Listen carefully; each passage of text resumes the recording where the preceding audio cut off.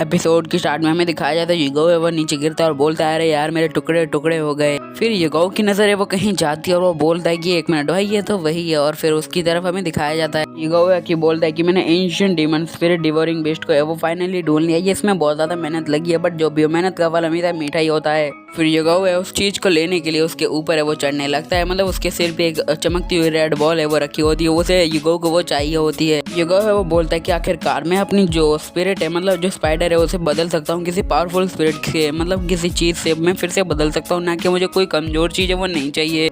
अगले सीन में हमें दिखाया जाता है जो युगो है वो ड्रैगन टर्टल के पास जाता है और बोलता है कि सर मैं आपके लिए बहुत कुछ लाया हूँ, आप चाहें तो देख सकते हैं। वो उसे खाना देता है और बोलता है कि अगर आप मेरी मदद करें जब मैं अपनी कल्टीवेशन कर रहा हूँ, तो मैं जब अपनी स्पिरिट को मर्ज करूंगा तब आप मेरी हेल्प करें, तो ये सब मैं आपको दे सकता हूँ और आप इसे रख सकते हैं। ड्रैगन टर्टल है वो बोलता है क्या तुम पागल हो, क्या तुम डीमन एसेंस को है वो अपनी प्योर जो ब्लड लाइन है उसके साथ बदलना चाहते हो, तुम इस चीज करोगे तो तुम मर जाओगे। युगो है वो बोलता है कि हाँ मुझे पता है कि मेरी सोल और जियो डीमन की सोल है वो एक साथ लड़ने वाली और मैं नहीं चाहता कि मुझे कुछ भी हो। और वो बोलता है कि हाँ मुझे ये रिस्की लग रहा है बट मुझे एक चांस तो देना ही होगा इस चीज को, इसलिए टर्टल मैं आपकी हेल्प चाहता हूँ। ड्रैगन टर्टल है वो बोलते हैं अगर तुम मुझसे इतनी ज्यादा ही रिक्वेस्ट कर रहे हो तो मैं चलो तुम्हें एक चांस बताता हूँ, तुम जाओ स्प्रिंग के अंदर चले जाओ, वहाँ बैठ के अगर तुम कल्टीवेशन करते हो तो तुम्हारी की पावर है तुम्हारे ऊपर सही वर्क करेगी।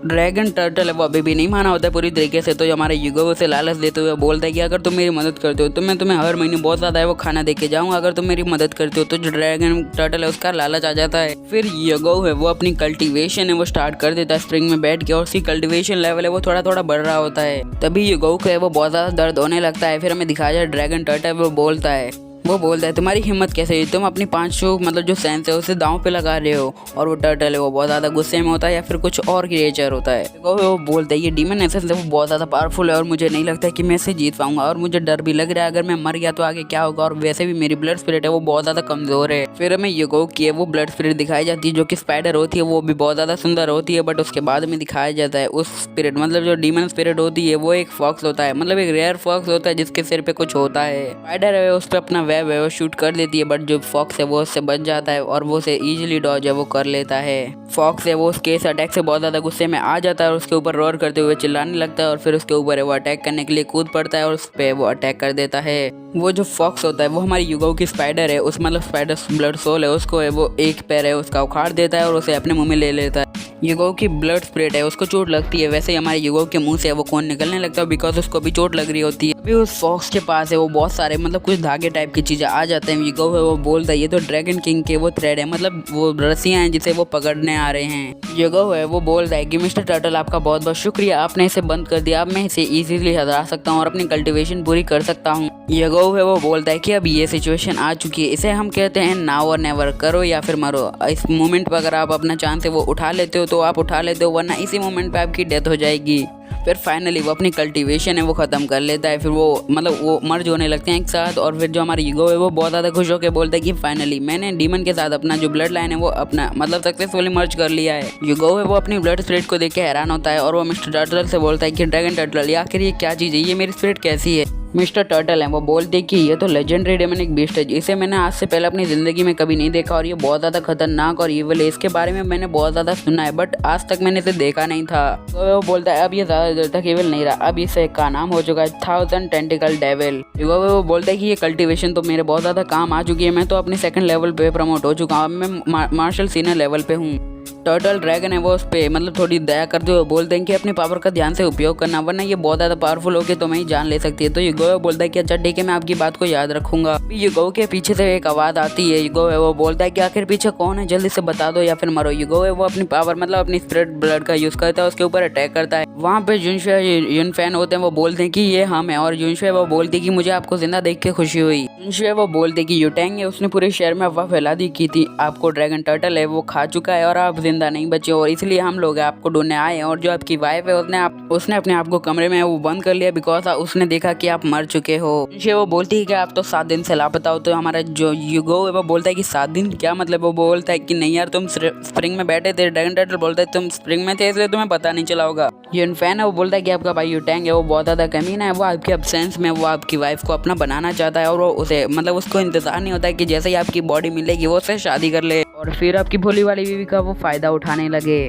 जिगो वो बोलता है कि यू टैंग है वो मुझे हमेशा मारने की कोशिश करता है, अब मुझे उससे बदला लेना ही होगा। फिर वो यूनफैन से बोलता है क्या तुम्हें पता है कि लॉन्ग को एविडेंस मिले, अगर एविडेंस मिले तो मुझे बताओ। यूनफैन है वो बोलता है कि हाँ उसे वो बुक मिल गई है, मतलब बुक मिल गई है जिसमें वो सब लिखा था कि उसने किस डाकू के साथ कोलैबोरेशन किया है। वो बोलता है कि हाँ मुझे ये सब पता है और उसने हमसे बोला है कि हमें एक नया स्टेप उठाना चाहिए। वो बहुत ज़्यादा घबराई हुई है। फिर जो हमारा ईगो है वो बोलता है कि ये तो बहुत ज़्यादा अच्छी बात है, बट उससे पहले मुझे एक ऐसा काम करना है जो मुझे बहुत ज़्यादा इंपॉर्टेंट लग रहा है अभी के लिए, तो वो मैं करने जा रहा हूँ। अगले सीन में हमें दिखाया जाता है जो हमारा ईगो है वो एक चट्टान के पीछे छुप के हमारे क्यांग को है वो देख रहा होता है। उसके साथ वो कई ज़्यादा लोग होते हैं। क्यांग है वो जिमैन से बोलता है क्या भैया आपको नहीं पता कि मतलब वो फायर क्रिस्टल है वो कहाँ पे है, जल्दी से हमें बता दीजिए, हम फ्री हो जाएं और हम यहाँ से जा सकें, हमारे पास बहुत भी और ज़्यादा काम होते हैं। वहाँ पे एक एसन सेक्ट की एक मेंबर वो होती है जिसका नाम होता है यून जियान चैन, मतलब वो लड़की है वो क्यांग से है वो बोलती है क्या तुम श्योर हो कि जो फायर क्रिस्टल है वो यहीं पे, अगर वो यहाँ पे नहीं होता तो मैं बहुत बड़ी कीमत है वो चुकानी होगी। वो बोलता है कि हाँ बिल्कुल मैं श्योर हूँ, मुझे जो यूटैंग है उसने बताया था